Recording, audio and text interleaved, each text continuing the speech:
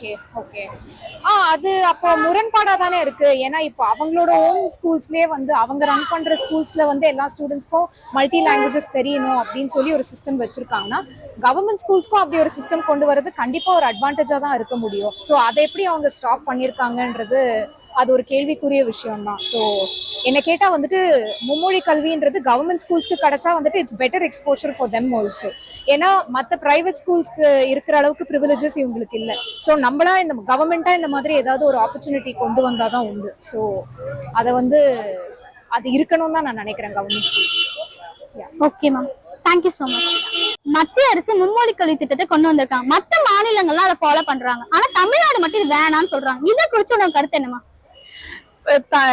தமிழ் எனக்கு ரொம்ப பிடிக்கும். எனக்கு தமிழ் தான் அவசியம் நான் சொல்றேன். எனக்கு வந்து ஹிந்தில இன்ட்ரெஸ்ட் இல்ல. சப்போஸ் நான் இந்த மாதிரி வெளி இடத்துக்கு போய் நான் வேலை பார்க்க போறேன், என்னோட ப்ரொஃபஷன் அந்த மாதிரி இருக்குன்றவங்க தேவைன்னா